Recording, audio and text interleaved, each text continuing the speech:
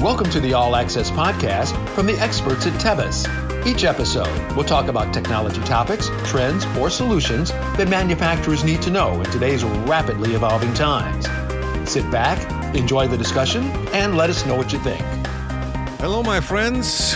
Welcome to another season, another episode of the All Access Podcast. I am your host, Michael Thiessen, and we are excited that you joined us. As always, we're trying to find interesting speakers, interesting guests, interesting topics to bring to you. And it's also not very often that we bring to you repeat guests, because we're trying to find new content for you and interesting content for you. But this particular individual that we're going to have here with you is one that we just have to stay in connection with. And I know you as a listener, you have listened to the first episode that we did with this individual back in 2022 and are probably eager to see what he has to say in 2024. Now, don't worry about, you don't have to rummage through the old tapes and the old recordings. Who did we talk to that had such an insight in our manufacturing industry? I'm going to tell you in just a second. But this individual, he is the president and CEO of the AutoForecast Solutions. And he's been in the industry for many, many years. He's in the industry for over, 25, 30 years already. And he's really the person that you absolutely need to listen to, because he has the pulse on everything that's going on in the automotive and the manufacturing sector. And the interesting thing is that, of course, he's not just looking into his crystal ball, as we said last episode, but that he's actually utilizing data, and that drives his decisions on what the forecast will be for this current year. Thank you, Joe McCabe, for being on the All Access Podcast. Thank you, Michael. Always a fantastic, warm introduction, so I appreciate it. Well, you know what? With a gentleman like you, you need to have this introduction because you have such a wealth of information, and everybody is hanging on to every single word that you're saying because you have that information. Thank you so much. If you could repeat that for my wife later about how important I am, that would be dynamite. We'll talk later off radio. I mean, off microphone. But no, it's always a pleasure to have you on this podcast. Thank you for joining us again. Yeah, thank you. So the last time we spoke to each other was just after the pandemic. We were still going through some of those pains and issues, and that was back in 2022, early 2022, that we spoke to each other. There were still a lot of things that were going on. Question to you, did we get out of those problems? Did we get rid of them? Are we clean? Yeah, I mean, it's a good question. A little background, obviously, and again, you dove into what we do. Our job is to forecast every vehicle built worldwide for the next 8 years, who builds and where, when, how many. And you're right, we dive deep into the weeds, a lot of granularity and monthly level detail. So we have to say, hey, what's happening yesterday, what's happening today, and what's happening tomorrow, and sort of morph those things in to just give decision-making capability to the automotive community. And even back then, we said, look, there's a new norm coming. We're not going to exit this idea of COVID. Semiconductor chips were a major issue at that point. Supply chains are getting impacted. Wars were on the brink. I mean, there was just so many volatile issues in the industry going on. So basically, when we talk about the conversation of, are we out of the woods from the last time we spoke in 2022, we're just in a new set of woods, let's call it. This idea that the whole competitive landscape has changed with the introductions of companies like Tesla, now a legacy manufacturer, but everyone's saying we're going to be the next Tesla. We don't have to put an engine and transmission in it. We just have to invent a really cool product, and hopefully we get this new consumer we've been talking about for years. They're emotionally involved. They are socially motivated. We make the joke every single time that, if I was a electric car company, I'd mock up 5 of them and give them to the 5 top TikTokers on the planet and get 10 million eyeballs in 24 hours. If I get 0.01% of the market, I'm a car company. Now that's plan versus execution. But this is our new reality, the opening of doors of new players that are major disruptors to the legacy players, and how everyone has to retool their strategy going forward to maintain success. Mm-hmm. One of the things, I mean, back in 2022, we talked about the chip shortage. Obviously, that is back to normalcy, I would call it, to some kind of normalcy that it's actually doable. The resin shortage, that's done. The transportation issues, the supply chain issues, I think there we done. But some of the remnants are still somewhat there. We changed the way how we look at trim levels. The trim levels in automotive vehicles have reduced quite a bit. Everybody went to the direction, almost like what Tesla laid out, that you can only get three different lines, and that's it. And it's either going to be white, black, or purple. Of course, I'm joking here, but that's what we did. Where before we could have 1,000 different types of iterations of different trim levels. I think that kind of stayed around. Do you agree with that? Yeah, so that's the whole point. I mean, the manufacturers have found that at the end of the day, shareholder value is what drives all decisions. Yes, we can get government environmental groups in and pushing EVs, and on paper things look good, but the consumer controls the market, and the shareholder value is the ultimate goal. So you got to find a balanced portfolio, and the best way to get it. And the way you get there is you get more profit per vehicle. And so if I can offer you 3 sets of trim levels instead of 8, and the one that's available today is the marquee version, which is going to get me the most profitability, then I'm going to push that one the hardest. And then, the other tier ones, the other trims, okay, they'll be available. But the idea is you want to push all of your key products, all your innovation, all your computer-related, all your chip-related technology in the high ones, because if I can give you less vehicles built, but more profit per vehicle, I will be rewarded in Wall Street, and I'll be better insulated to adjust my product portfolio in the next several years, because maybe I'm a legacy player and I have to offer ICE and hybrids and BEVs, when a new player can come and say, I just have one BEV to offer, and they have immediate success. So there's 2 different playbooks that the manufacturers get to play by, depending on which box they check.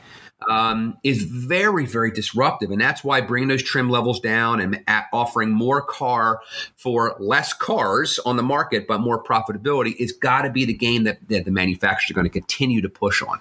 And also, of course, because of these trim levels that you can only get the premium version, of course, there's a certain price tag comes along that you need to pay that premium price tag. Because when I look at car prices from before 2020 and the car prices now, they have jumped up quite a bit, mainly because you have only this premium or this low-end trim level.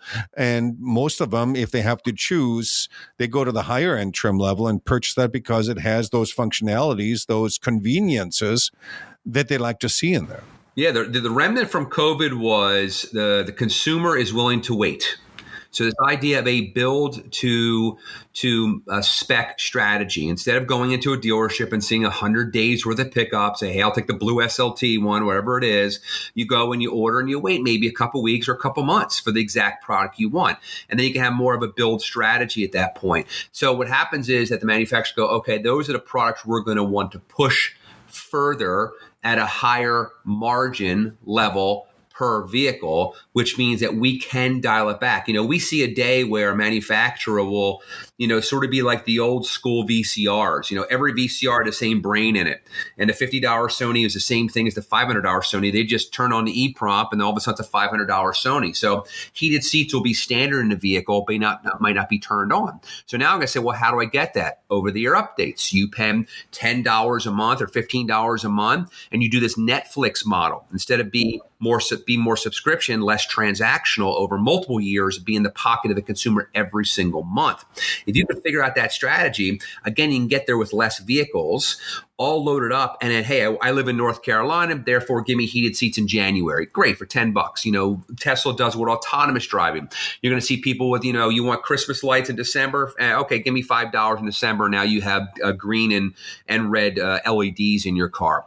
And if you could do that and you can replicate that over millions of consumers, that is free money right into the profit side of the equation for manufacturers, which unfortunately really puts a damper on our main consumer, which are the hard parts supplier, trying to plan around all of this absolute craziness in the market that's going on today.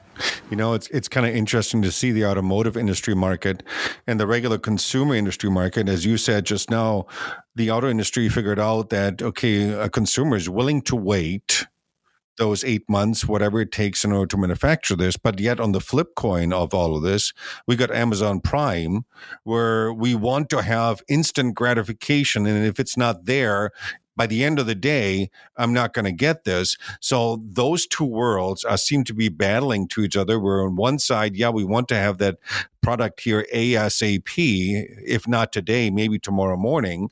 While in the automotive industry, we're willing to wait for 8 months until that car is manufactured. Yeah. And you're right. It's a healthy balance. I would joke about it. Hey, my Amazon Prime is now 48 hours, not 24 hours, big deal. But, you just doubled it. If you think about it on the when you look at the detail of it, you've now doubled the delivery time of that. So you got to put everything in perspective. The other thing that what at post-COVID did was, when you can reduce the inventories at a dealership level, all of a sudden these rare products become more valuable. So to your point of the cost to us of a vehicle, especially when interest rates just stink, right? 9% interest rates, is the number one factor for someone's buying decision, right? So when a battery electric vehicle comes out and it's $60,000 and its counterpart in the ICE space is $40,000 at 9% interest rates, that could be a couple $100 a month there. You made a decision, right? But what happened over the last couple of years is the manufacturers go, look, we have to increase our profit margin. So we're going to raise the price of our traditional products, which makes it sort of a smokescreen going, well, maybe the gap between a BEV vehicle and a non-BEV vehicle isn't as big as you think. Well, technically, it's because the manufacturers were raising the prices on their inventory strapped ICE vehicles to make more profit per vehicle for the same vehicle they had 5 years ago, kind of thing. Yeah. So it's sort of a interesting dynamic that people are going, hey, look, prices are coming down. No, they're actually coming up. But it's the lower end product that they're squeezing in there to try to force you into the next generation product of a BEV. Right. So 2024 brought along is its own issues, its own set of issues that we have right now. Obviously, if we look at Wall Street and seeing that, the electric market or Tesla right now is kind of leveled out. They're a little bit stagnant of what's coming out. And the purchases, I think the purchase of EVs have kind of leveled out. There's not that initial drive to, I want to be the first one to drive that EV. Now it's kind of leveled out. And now we see more and more individuals or some of the problems that come out with the EV market or range anxiety. The industry is not quite there yet when we deal with it. It's difficult to find a technician that deals with it. Now, actually, we're getting into the used EV space where you can find Model 3s and the earlier Teslas available. So it opens up another area of issues where the new consumer potentially is going to say, maybe I'm going to hold off on that EV and I'm looking into a hybrid vehicle. Yeah, I mean, we never drank the all BEV Kool-Aid. I mean, the idea that a governmental environmental agenda was sort of the polar opposite of the consumer initiatives of what the consumer wanted never sits well with us when you're getting pushing the demand cycle of, how dare you tell a U.S. citizen what they can or cannot do?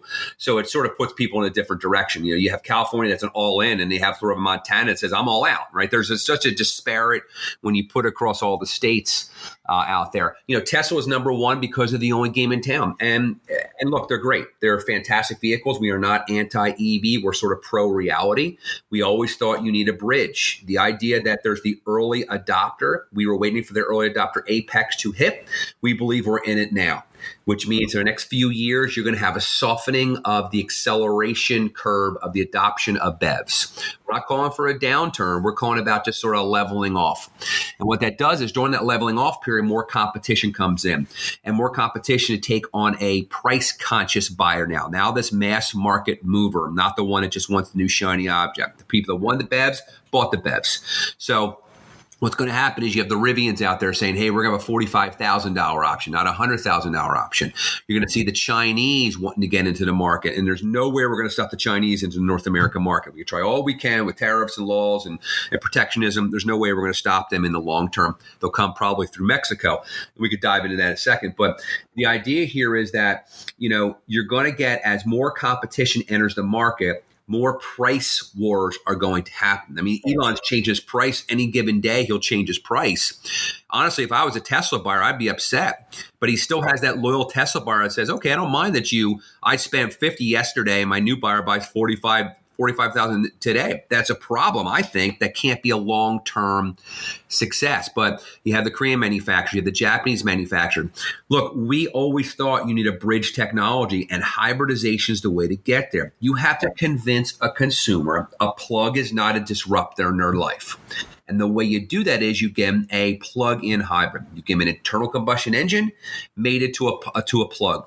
And you hope that consumer goes, oh, this is actually pretty cool. I drive 40 miles a day. I don't need to drop a gas. I can plug in. It's pretty darn simple. My next vehicle might be a BEV. So what we're going to happen is we need to have a 1 or 2 product life cycle reset. Get a bridge technology hybridization in there, and then use that as a launching pad for more affordable BEVs to follow after that. Mm-hmm. So you also feel, I have my same theories there as well, that the governmental push, the mandates that were put on all the automakers actually had a negative effect on the production of vehicles. It didn't go the natural flow of doing these hybrid models, focusing more on that. It kind of forced the Fords, the GMs, almost into, okay, let's jump full bore into the EV market and create all of this. And I think we're seeing now that a little bit the major OEMs that have made that decision are maybe rethinking this a little bit and putting the stop to it. Yeah, so it was way too politicized, this electrification strategy, and it shouldn't have been. But the idea here is the government should see a success. When we're inching at 10% sort of penetration rates of BEV, that's a huge success, because what you have to do is you got to force feed everyone the same, the same pill, and as long as a certain amount, swallow it. That's fantastic. Now you got a market share. Now you go, great. We've pushed the envelope. We've pushed the elasticity of this market. Now it's got to have a little reverb. It's got to come back, and we got to say, okay, that comeback is now going to say, hey, let's get that sweet spot. Let's convince people it's real. But let's give them a plug-in hybrid, which is great for the traditional manufacturers because they have paid for the engines, for many years already. So you can take off a shelf an existing engine, you can mate it to a plug, and it's very profitable to do that. So you'll see a lot of manufacturers do that. When we deal with the manufacturer, when we're looking at forecasting, we look down the program code level and the body and white of the vehicle. And a lot of manufacturers would say, hey, it's an all BEV platform, but then we'd see the body and white and say, wait a second, there's a place for a transmission tunnel. They've already built the flexibility in the platform to not be pure BEV. And you're going to see more and more manufacturers do that. They'll say, hey, it's our BEV platform, but there's an asterisk next to it going, yeah, it's our BEV platform, but it's flexible enough that we can make a plug-in hybrid, a standard hybrid, or even an ICE vehicle off it as market conditions change. So we can run that same vehicle down the same production line, and just slipstream in different powertrain modules if necessary. The Korean manufacturers have done this very successfully. We tell people Toyota always gets it right. Everyone thought Toyota was getting it wrong. They don't. They're around. They want to be around for 500 years. And they're going to look at consumers. They're going to read the market. They're going to sit back and watch. They admitted they missed the advanced acceleration curve of the BEV. But in the long game, they're going to win because they have a very balanced portfolio in the right space at the right time. And, when you go back to the government issues, the government was penalizing legacy players that have tens of thousands of employees, are not just responsible for their company, but their society around them. And they're being penalized in the billions of dollars for not making a product the government wanted to build, but the consumers didn't want, and rewarding the Teslas and the Rivians in the world that had one product because they checked this carbon footprint. And that model is an unsustainable model. You need something in the middle. And I think we're seeing the issues right now in terms of the manufacturing portion of it, with the experts now no longer being there, because obviously the OEMs decided, okay, I'm going to go to the EV platform. I'm going to have a new set of players. So they let the old experts, the old die makers that had 20, 30 years experience on how to build these, they kind of urged them into early retirement with nice little packages, and had new players and younger players, which I'm not against it, but there needs to be this healthy balance between expertise and know-how, and new innovation and new players needs to be in there. And I think they're seeing that a little bit right now. Yeah, majority of new plant investment is about what the labor pool they can tap into. That's what it is. And the Southeast, Southern Eastern states are a fantastic way to tap into that labor pool, be honest with you, right? You're right. You look at some suppliers, you look at the old school, automotive is still viewed as manufacturers viewed as like, hey, this, oil under the fingernails kind of dirty job going. They're basically clean rooms building these parts. And, this idea that, unfortunately, I think we're going to have a world of baristas out there and people work in Walmart because they're offering unbelievably financially lucrative packages to people that say, come on in, hey, we'll pay for your college. We'll give you $20 an hour. And it's a tough competition. So you see a lot of manufacturers sheerly pick their production location on what labor pool they can tap into. And that's where you're going to see a huge growth in the South for that reason. People sort of, moving out of Illinois and things like going, hey, we can't deal with the cold weather, cyclicality. We want to have warm weather all the time because then people will maybe stay in the area to do the work. But you are seeing a lot of companies going, we have to reboot. We have to go to the elementary school level, high school level, and educate a potential new employee the value of working in this global automotive space. It's highly technologically advanced, that has some really cool stuff in it that needs to be re-looked at. We're losing the labor pool on the skilled assets. I mean, find an electrician. That's a good price. I mean, welders are making $120,000 a year. There is significant jobs out there for people that can work with their hands. And my fear is that it might be a little too late when we're at that tipping point and when we're really stuck. Oh, my exact feeling too. Every mold shop, every die shop that we're going into are looking for people, looking for programmers, machine operators, et cetera, et cetera. It's getting to the point of where a lot of the industry experts are going to robots to load the machines and all of this. I'm just going to a technology day tomorrow where they're going to be showing off how to have a robot feed machines. And when we get to that point, then all of a sudden we're going to be crying in about 10 years that, oh, crap, we have so many people on the unemployment list. Well, it's because we couldn't do anything else because there was not there. All the low-cost manufacturing companies, Mexico is sort of loving this. China's loving this. India's loving this. I mean, look, if you're in a tool and die space, it's tough to be a competition because China just, will sell it on pennies on the dollar because there are – a negative that came out of the introduction after COVID of new players is the idea that profitability for a company is sort of secondary, unfortunately, for a lot of them. As long as you have a cool product that may satisfy a need 20 years from now, you get rewarded. I mean, when Rivian came on the market, they were worth 10 times the size of GM with no products to show. Now, they've lost 94% of their valuation, and they're retooling, but everyone thinks, where's the next Tesla? And spoiler alert, there is no next Tesla. Tesla is a unicorn like Apple's a unicorn. They will not be those two-level companies anymore. Everyone's fighting for second place. And when we talk about the China influence, I mean, China wants a North America footprint at any cost. they will take a loss on every single vehicle and every single part for the long game of building market share here. I mean, Rivian was doing and not a Chinese company, Rivian was doing a victory lap in the last couple of years because they were only losing $30,000 per vehicle, and they're high-fiving each other.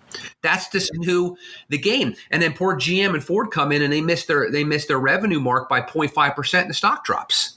So there's these two different camps that you can't survive. Something's got to happen. A new camp's got to be created in the middle, or one of them's got to die off. I don't know what it is, but this way of looking at this industry right now is it's on its ear. Well, China is on the controlling level. They have all of the minerals, all of the mines in order to build these batteries and so forth. And they actually are not utilizing the same type of battery that we are using here in the U.S. Because when you look at China, they have so many more EV brands out there that are competing against each other and they're so far ahead of the game that you already alluded to that one way that they're trying to get into the U.S. market is setting up manufacturing companies or assembly companies in Mexico then so that they can bring these vehicles across the border and then sell them in the U.S. The problem then becomes for the U.S. manufacturing side of it, we're going to lose out. And they're going to be taking over that aggressive market that you just talked about. Yeah. So BYD right now in China is the largest new energy vehicle producer on the planet, meaning it's anything with a plug, PHEV or BEV. They are well ahead of Tesla. They are Warren Buffett back still in terms of stock. They build the Toyota BZ X series of vehicles. I mean, they're very well established, and we have them coming in the next couple of years into Mexico. And then they're going to say, well, we're not going to penetrate in the U.S. Of course they will.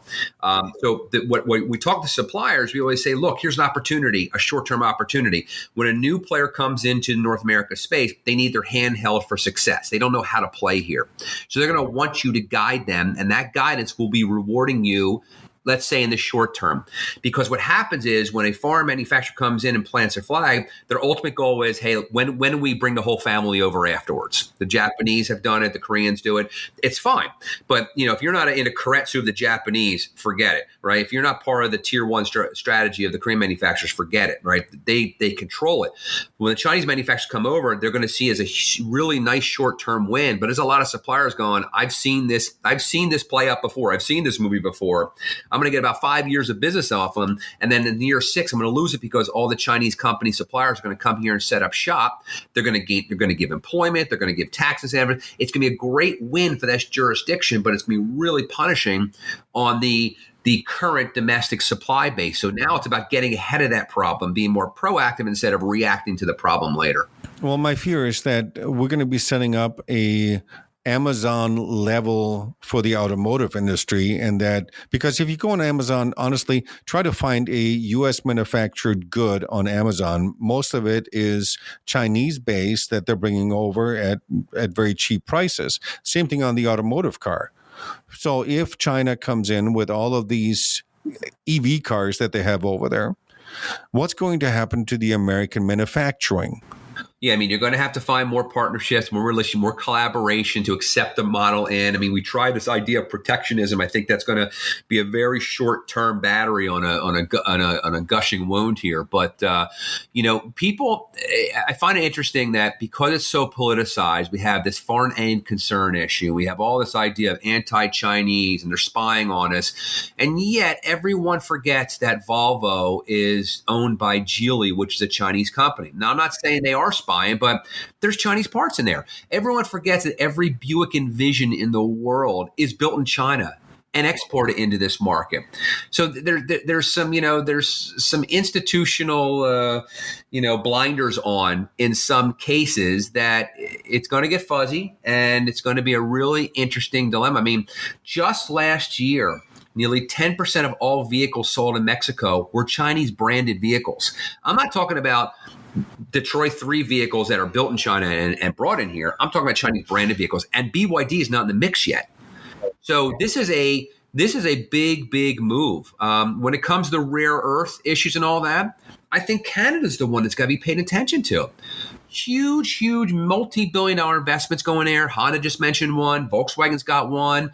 Stellantis has one in the tens of billions of dollars. They have all the rare earth. They have the ability to get it done.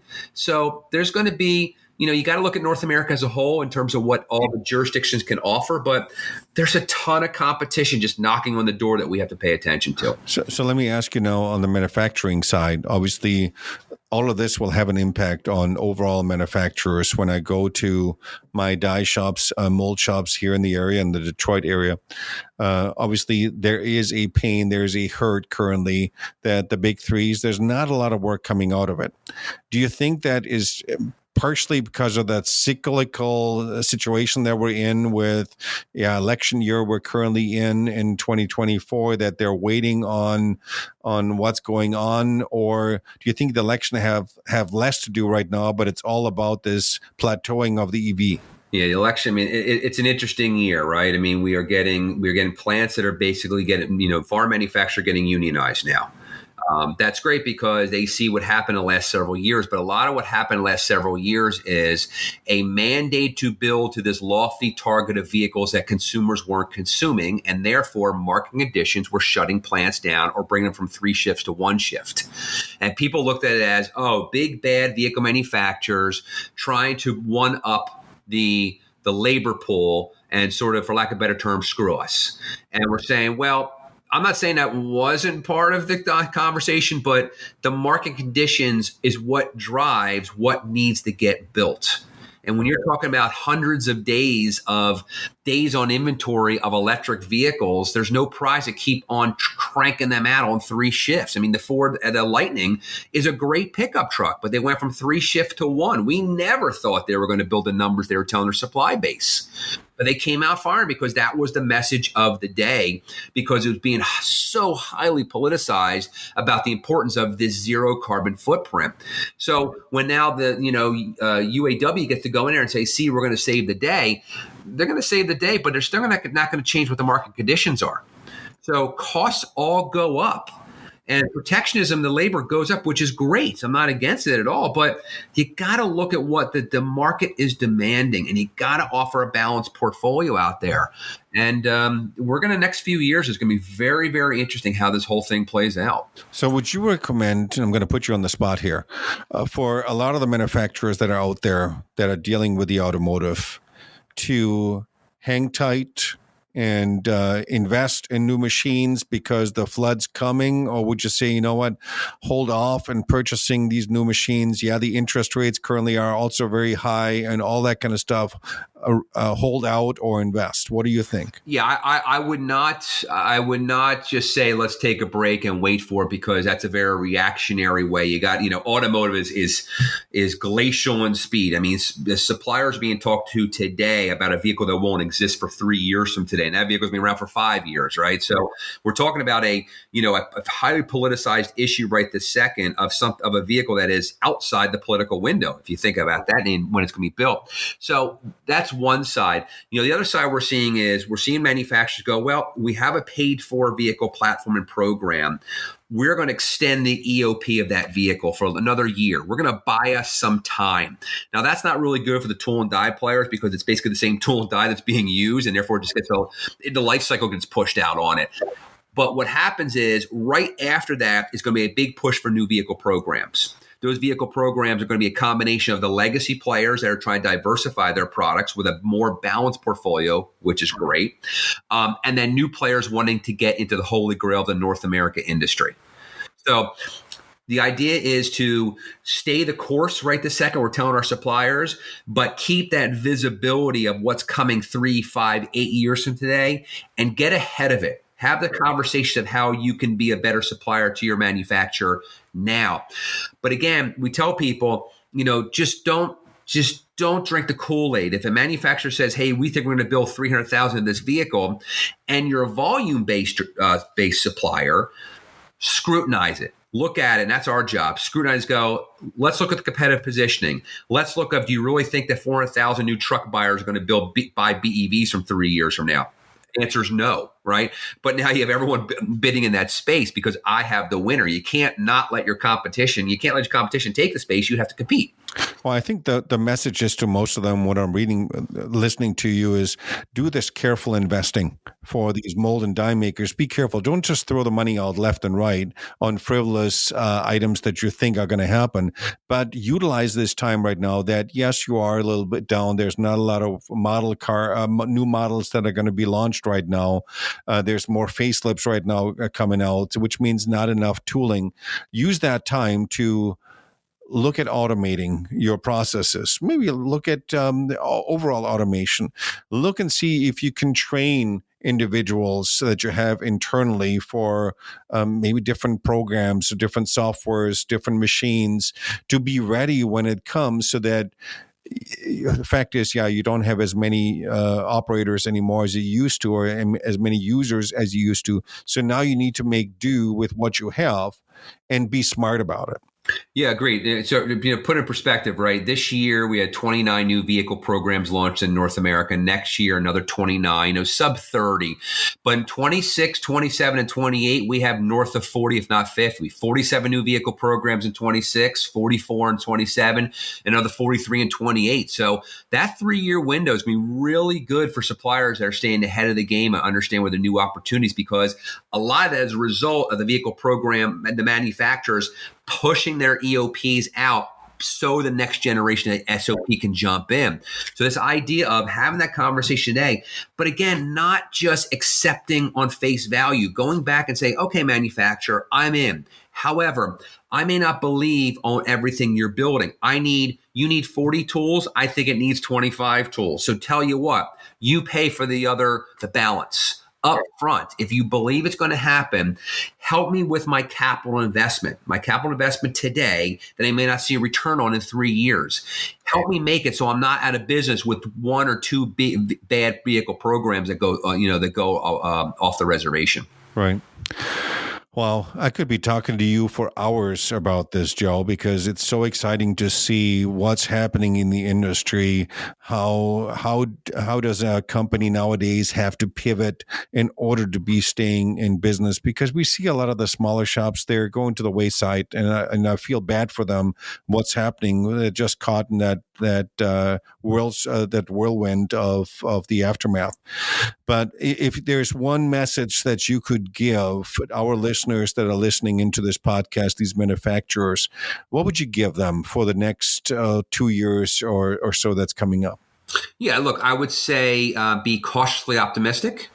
Be the fact that this idea that we will see a lull in the current industry in terms of how they wanted to go with powertrain mix, but that's going to result in a much balanced portfolio, which when you have a balanced portfolio, when you have Tesla can sell 700,000 vehicles BEVs a year and second place is the Bolt at 60,000, a 10-time, 11-time multiple, that's a problem. But now when you introduce hybridization where the skill sets of all the manufacturers, that's sort of their wheelhouse, competition will improve.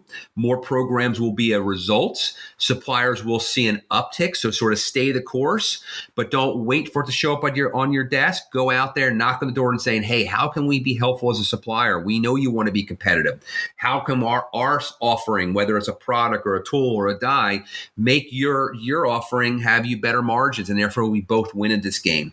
The proactive supplier, regardless of where you're in the tier, is always the winner of the day. It's the reactive one that says, I can't believe this happened. And we could have told them, yeah, we saw it coming a mile away. You just were waiting for the answer to hit your desk. You weren't going out there and finding it for yourself. And that's sort of where we help our customers to keep that visibility to always moving forward.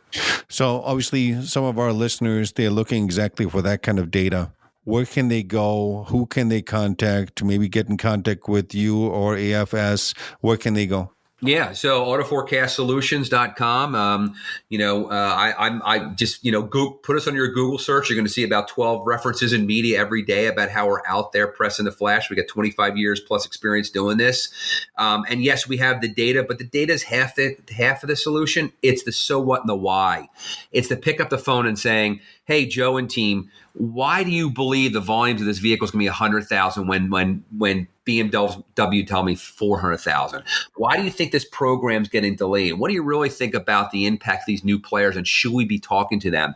That is where we can add value to your decision-making process. So you got to look at a combination of, a bunch of codes, that's great, but how does it fit within my business plan, and how can I make that successful? That's sort of our MO that's not really matched in the industry today. So, like I said, our website, give us a shout, check us online, give me a call, email. We're always around to basically help. Our success is helping our customers win at the end of the day. Awesome. Joe, you told us that there's light at the end of the tunnel. It's not a freight train. It's actually the opening for another good future. So thanks, Joe, for coming on to this podcast. I always appreciate you and your intellect when it comes up to the next several years of auto manufacturing. So thank you. Michael, always a pleasure. Let's do some more, and looking forward to talking to you again soon. Awesome. All right. Well, my friends, you heard it here. It is not a freight train. Get ready for a flood of more tooling, of more manufacturing, of more of the stuff that we are used to. And there's changes happening. We all understand that. But get ready for it. Don't just sit back and be this reactionary company that just waits for those things that are happening.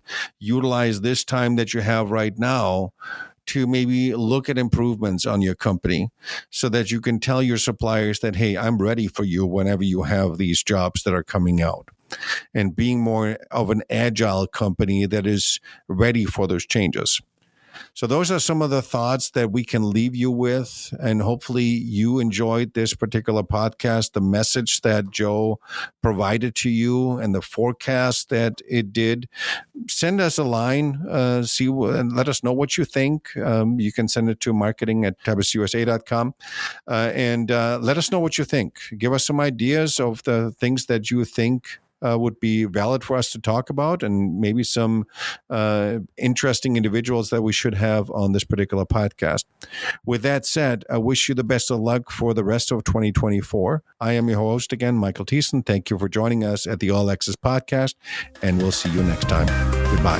Thank you for joining this episode of All Access. Please leave a comment or review with your feedback or what you'd like to hear in future episodes. To learn more about manufacturing technology solutions and Tebis's capabilities, visit our website at Tebis. That's TEBIS.com.